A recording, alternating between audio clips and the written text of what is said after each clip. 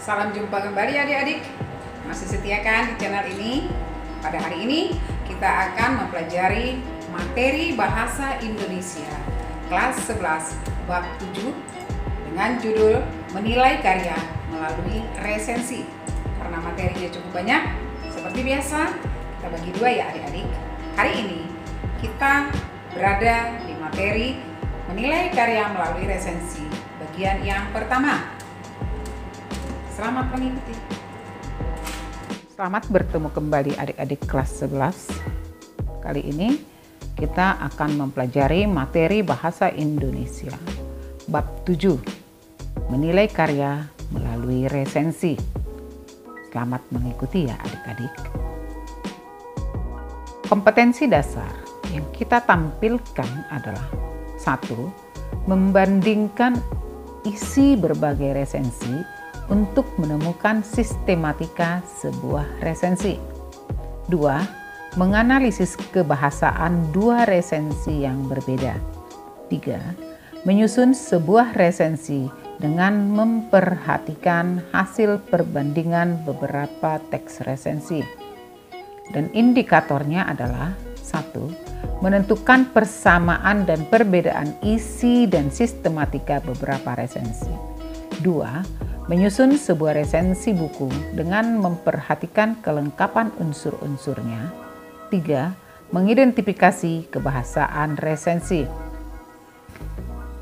Lalu kita sampai pada materi apa dan bagaimana resensi.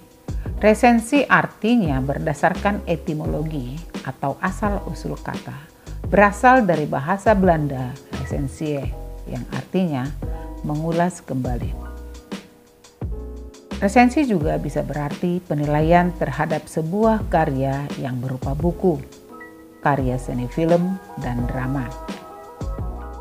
Menurut WJS Purwodarminta, resensi adalah suatu pertimbangan atau perbincangan tentang sebuah buku yang menilai kelebihan atau kekurangan buku tersebut, menarik tidaknya tema dan isi buku, kritikan, serta memberi dorongan kepada halayak tentang perlu tidaknya buku tersebut dibaca, dimiliki, atau dibeli.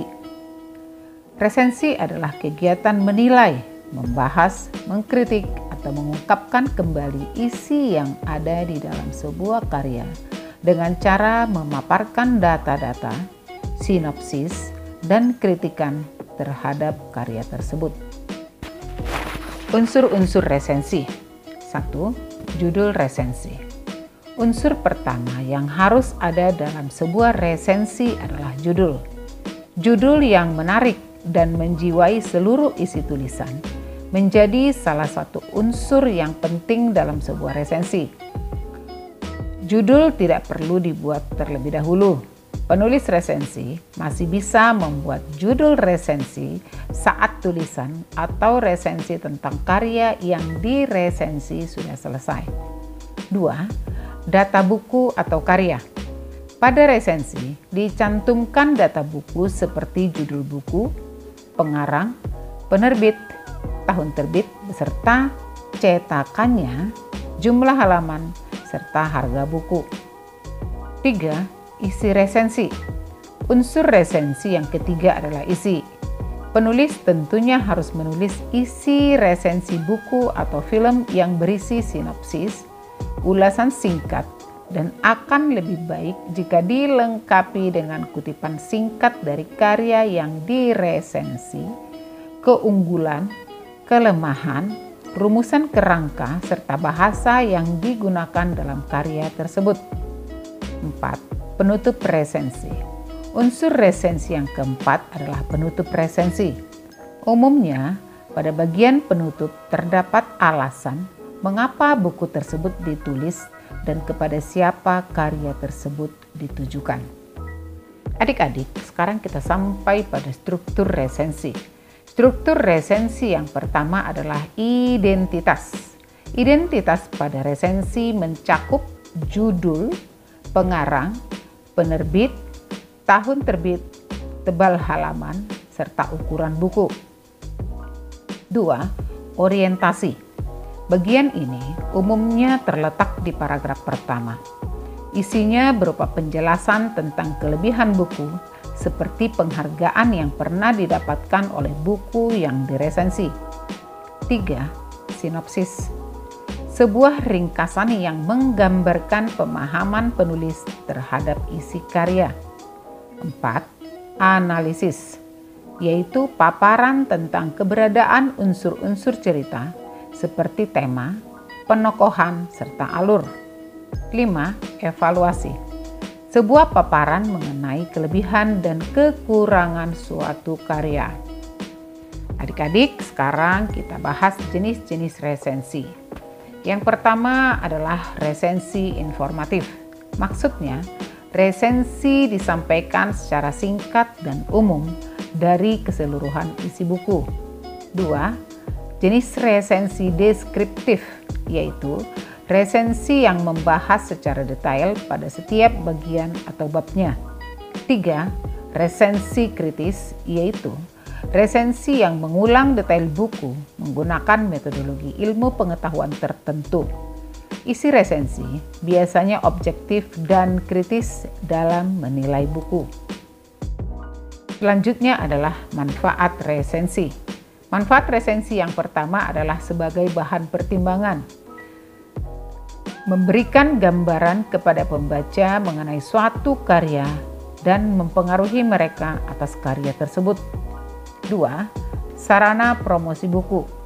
Buku yang diresensi biasanya adalah buku baru yang belum pernah diresensi, sehingga dengan melakukan hal ini bisa menjadi salah satu bentuk promosi buku sehingga buku dimaksud terkenal dan banyak terjual. 3. Sarana promosi.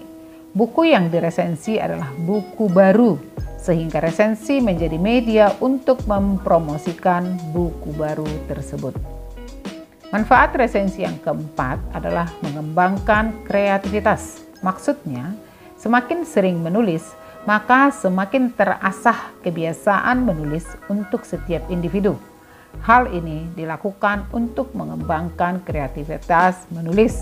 Salah satu diantaranya adalah dengan menulis resensi. 5. Nilai ekonomis. Seorang resensator atau penulis resensi bisa saja menjadi penulis resensi yang profesional, yaitu penulis yang mendapatkan imbalan dari hasil meresensi buku atau karya lainnya. Adik-adik, sekarang kita sampai pada tujuan resensi.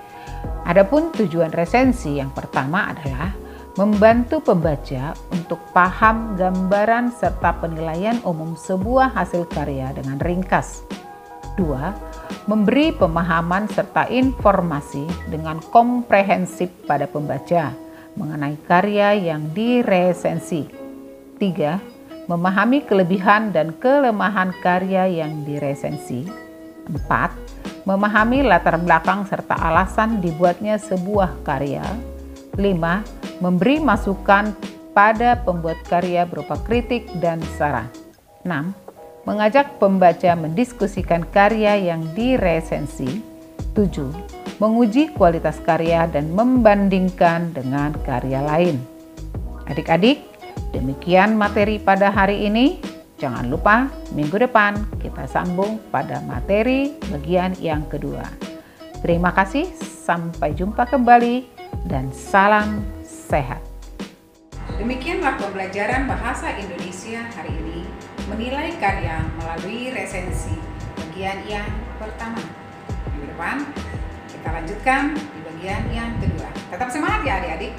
Salam sehat, belajar Indonesia.